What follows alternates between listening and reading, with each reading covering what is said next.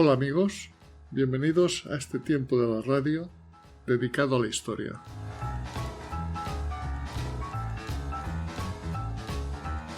Cuba, a mediados del siglo XVIII, bajo el dominio español, era un mosaico de selvas, pequeñas ciudades y plantaciones dispersas. La mayor parte de la población, unos 150.000 habitantes, vivía en La Habana, ciudad marcada por el paludismo y la fiebre amarilla, donde se levantaban fortalezas como La Fuerza, El Morro y La Punta, guardianes de un puerto vital para la flota española. Más allá de La Habana, otras ciudades como Santiago de Cuba, Puerto Príncipe, Trinidad, Matanzas o Mariel apenas superaban los 10.000 habitantes.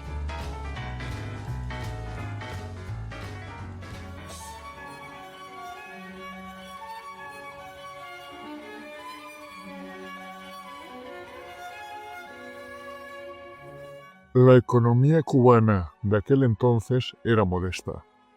Las atarazanas de La Habana, bajo control del capitán general, eran el motor principal de empleo. La industria local se limitaba a la reparación naval y a pequeñas manufacturas de salado de carne, curtido de pieles y conservas de cerdo, destinadas a abastecer a los convoys que cruzaban el Atlántico. El oro de los ríos hacía tiempo que se había agotado, y la caña de azúcar apenas comenzaba a despuntar en un centenar de plantaciones, casi todas cerca de La Habana. La producción anual rondaba las 5.000 toneladas, de las cuales solo una décima parte se exportaba oficialmente. Para poner en perspectiva, por ejemplo, las colonias francesas e inglesas del Caribe, como Saint-Domingue o Jamaica, producían cada una hasta 250 toneladas por plantación, con cientos de molinos azucareros funcionando a pleno rendimiento. El atraso cubano se debía en parte a la escasez de ríos adecuados para mover los molinos hidráulicos, y en parte a que España no era un gran consumidor de azúcar. Sin embargo, el tabaco sí era rentable. Los plantadores ya bien establecidos en vegas en el valle del Cuyaguajete, donde se cultivaba el tabaco que más tarde daría fama mundial al puro habano. Hasta 1770 no existía en Cuba una fábrica de cigarros. Las hojas se enviaban a Sevilla o se hacían en las propias vegas.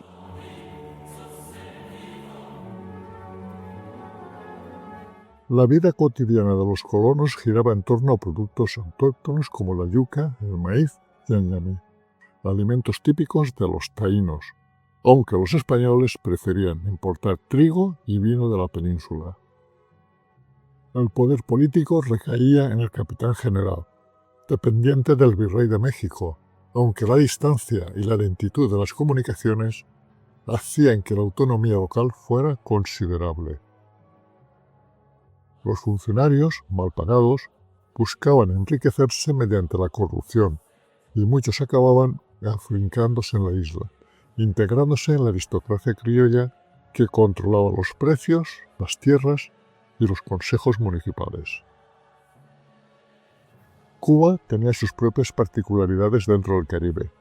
Menos esclavos que sus vecinos, un alto número de negros libres y mulatos y una vida urbana más desarrollada. Las leyes permitían a los esclavos comprar su libertad, y la costumbre de emancipar a los esclavos en el lecho de la muerte era común en la élite criolla.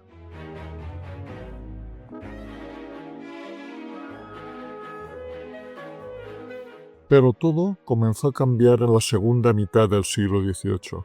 4 factores impulsaron la transformación de Cuba en una próspera colonia azucarera: la apertura de nuevos mercados, la aparición de una clase de propietarios innovadores, la importación masiva de esclavos africanos y las reformas económicas impulsadas por los ministros ilustrados de Carlos III. La ocupación británica de La Habana en 1762 fue el catalizador de estos cambios. Durante los 11 meses de control inglés, se vendieron en la isla unos 4.000 esclavos y se abrieron las puertas al comercio internacional. Al marcharse los ingleses, El comercio con las potencias extranjeras continuó y la importación de esclavos se disparó. Las restricciones comerciales heredadas del sistema español fueron abolidas o rebajadas. La Habana se convirtió en puerto libre, se introdujo una moneda fuerte y se permitió la entrada de comerciantes extranjeros, que incluso podían adquirir propiedades. La Sociedad Económica de Amigos del País, fundada por Francisco de Arango, promovió la innovación y el desarrollo, bibliotecas, hospitales, escuelas y la introducción de las máquinas de vapor en los molinos azucareros. La Revolución Haitiana de 1791, que arruinó la principal productora de azúcar del Caribe, disparó la demanda del azúcar cubano. Los precios subieron y muchos propietarios convirtieron sus fincas en plantaciones de caña. Técnicos franceses huidos de Haití trajeron nuevas técnicas y maquinarias, como el tren jamaicano de calderas de cobre y la rueda hidráulica vertical. La producción de azúcar se multiplicó, de 10.000 toneladas en 1770 a más de 30.000 en 1790. El número de plantaciones creció, de 100 a 500, y la superficie cultivada se expandió de 4.100 a 82.000 hectáreas. Sin embargo, el auge azucarero trajo consigo nuevos problemas. Las grandes plantaciones desplazaron a los pequeños productores, aumentando el número de esclavos y se deterioraron las condiciones de vida de estos. Los barracones sustituyeron a las cabañas y la autosuficiencia agrícola fue reemplazada por la especialización en la caña. La instrucción religiosa de los esclavos decayó y la vida rural perdió parte de su cohesión tradicional.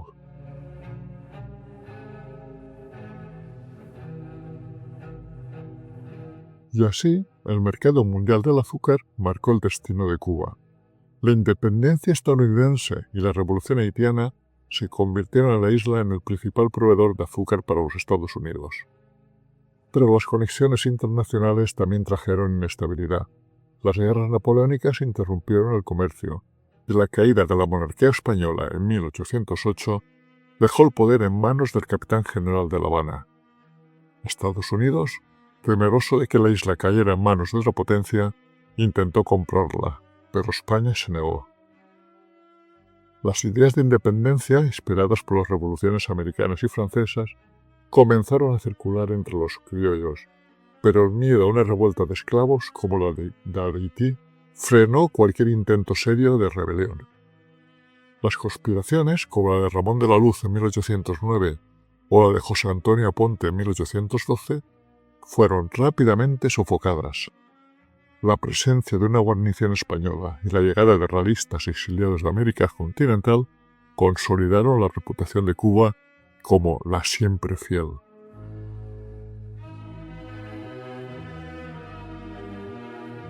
La abolición del tráfico de esclavos fue otro punto de conflicto. Bajo presión británica, España prohibió la trata en 1820, aunque el contrabando continuó durante décadas. Los plantadores cubanos, dependientes de la mano de obra esclava, comenzaron a considerar la anexión a Estados Unidos como una forma de preservar sus intereses. El gobierno estadounidense discutió la posibilidad, pero prefirió esperar, convencido de que la incorporación de Cuba era solo cuestión de tiempo.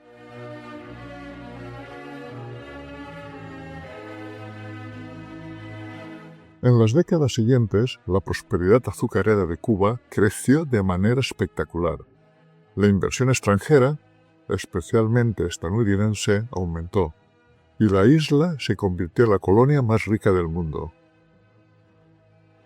Y se empezó a producir café, aunque nunca llegó a rivalizar con los volúmenes que la isla generaba de azúcar y tabaco, que se mantuvieron como los principales productos de exportación. La modernización tecnológica fue clave. La introducción del ferrocarril en 1837, los barcos de vapor y las innovaciones en el procesamiento del azúcar, como el evaporador al vacío y la centrifugadora, permitieron aumentar la producción y reducir los costes.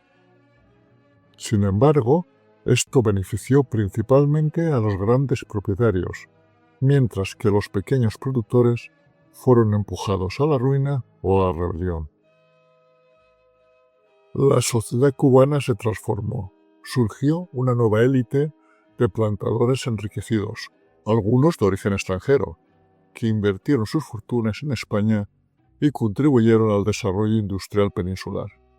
Al mismo tiempo, la población esclava alcanzó su punto máximo en la década de 1860, aunque la inmigración europea y china comenzó a alterar el equilibrio étnico de la isla.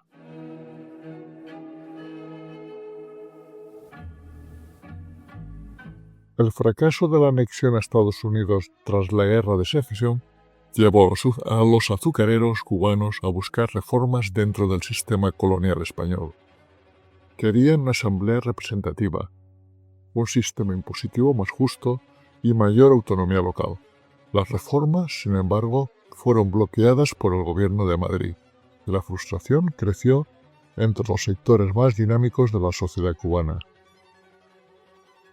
El único grupo dispuesto a la rebelión eran los pequeños plantadores de caña y café de la región oriental, empobrecidos y marginados por el auge de los grandes industriales. Muchos de ellos habían anticipado la emancipación de sus esclavos y estaban abiertos a ideas revolucionarias. Entre ellos, el espíritu de rebelión se extendió rápidamente en los años 1867 y 1868.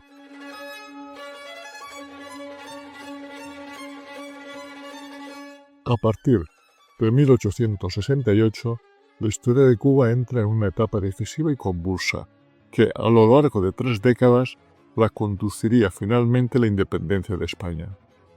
Este periodo estuvo marcado por guerras, pactos frustrados, liderazgos carismáticos y la intervención de potencias extranjeras.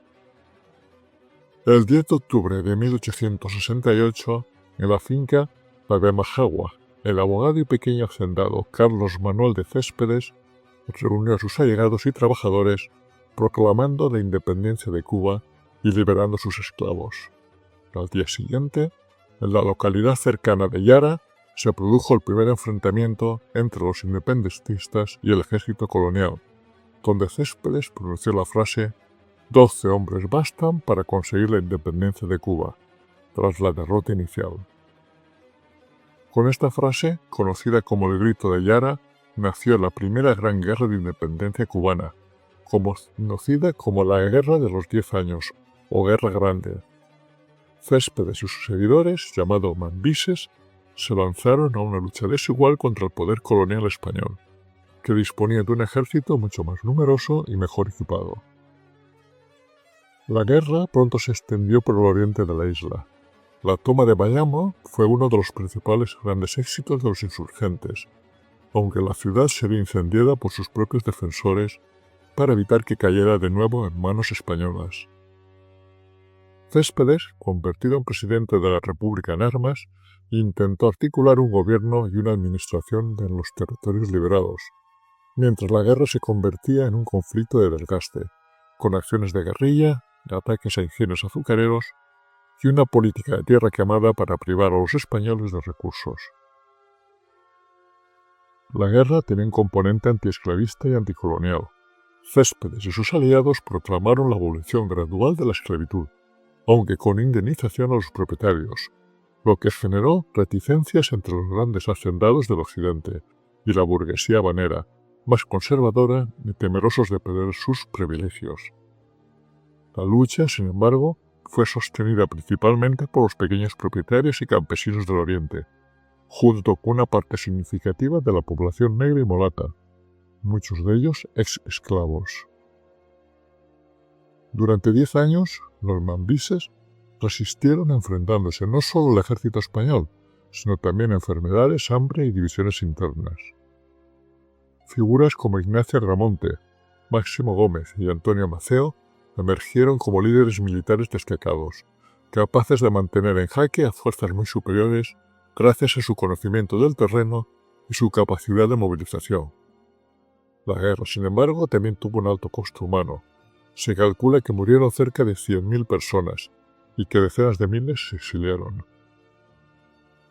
En 1878, agotados tras una década de combates y sin apoyo suficiente del occidente de la isla y de potencias extranjeras, los insurgentes aceptaron el Pacto de Zanjón. Este acuerdo puso fin a la guerra sin lograr los objetivos fundamentales: la independencia y la abolición total de la esclavitud. España prometía reformas y cierta autonomía, pero en la práctica Cuba seguía siendo una colonia, y la esclavitud solo sería abolida definitivamente en 1886.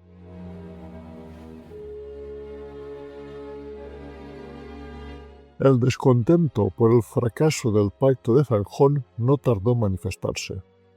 Antonio Maceo, uno de los principales líderes mambises, encabezó la protesta de Managua, rechazando el acuerdo y dejando claro que la lucha no había terminado. Poco después de 1879 estalló la Guerra Chiquita, un nuevo levantamiento en el oriente de la isla liderado por Calixto García y otros veteranos de la Guerra Grande. Sin embargo, la falta de recursos y coordinación impidió que el movimiento alcanzara carácter nacional y fue sofocado en pocos meses.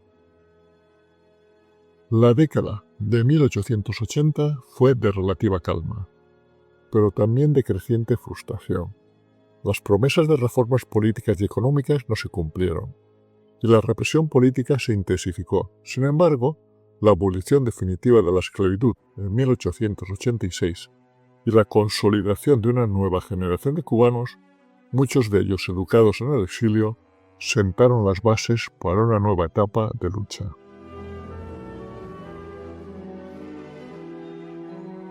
Es en este contexto cuando surge la figura de José Martí, poeta, periodista y político, que desde el exilio en Nueva York se convirtió en el principal organizador y teórico del movimiento independentista. Martí fundó el Partido Revolucionario Cubano en 1892, con el objetivo de lograr la independencia de Cuba y posteriormente la de Puerto Rico. Martí supo aprender de los errores del pasado. Buscó la unidad de los diversos sectores sociales y raciales de la isla y confió en el mando militar a veteranos como Máximo Gómez y Antonio Maceo. El 24 de febrero de 1895, con el grito de Baile, 35 ciudades del oriente cubano se levantaron simultáneamente, iniciando lo que se conoce como la Guerra Necesaria. Al mismo tiempo, los líderes del movimiento, Martí, Gómez y Maceo, desembarcaban en la isla para ponerse al frente de la insurrección. La guerra fue aún más intensa y generalizada que la anterior. Los mambises, mejor organizados y con mayor apoyo popular, lograron extender la lucha a todo el territorio cubano. La respuesta española no tardó en llegar. El general Valeriano Weyler implementó la política de reconcentración, que obligó a la población rural a abandonar sus hogares y concentrarse en zonas controladas por el ejército, con el objetivo de aislar a los insurgentes. Esta estrategia provocó una catástrofe humanitaria. Decenas de miles de civiles murieron por hambre y enfermedades.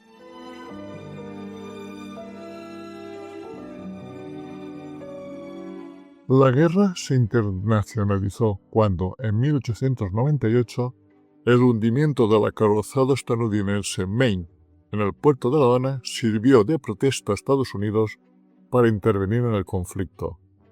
La superioridad militar estadounidense y la colaboración de las fuerzas mambises permitieron la rápida derrota de España. La flota española fue destruida en Santiago de Cuba y el mando español se rindió ante los estadounidenses, excluyendo a los líderes cubanos del acto de capitulación. El Tratado de París, firmado el 10 de diciembre de 1898, puso fin a la guerra hispano-estadounidense. España renunció a sus derechos sobre Cuba, Puerto Rico, Filipinas y Guam, pero la isla no fue entregada directamente a los cubanos, sino que quedó bajo ocupación militar estadounidense. Durante los años siguientes, Estados Unidos ejerció un control directo sobre la isla, imponiendo la enmienda Platt de la Constitución cubana, que le otorgaba el derecho de intervenir en los asuntos internos de Cuba y garantizaba el arrendamiento de bases navales como la de Guantánamo.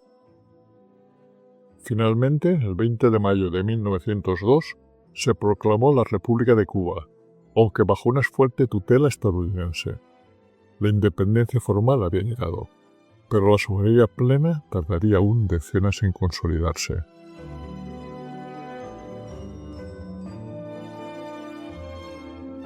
El camino de Cuba hacia la independencia fue largo y doloroso. Desde el Grito de Yara en 1868 hasta la proclamación de la República en 1902, la isla vivió guerras, pactos frustrados, intervenciones extranjeras y profundas transformaciones sociales.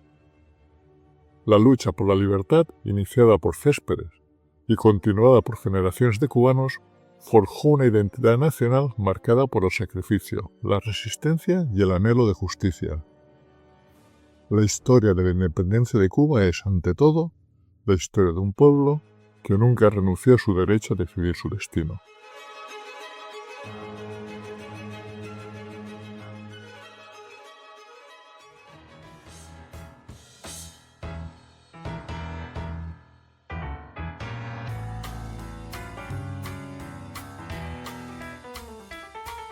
Si estás interesado en otros temas de historia, nos puedes seguir en YouTube en el canal Desde mi Retiro y en iVoox, Spotify y Google Podcast en el canal Un poco de Historia.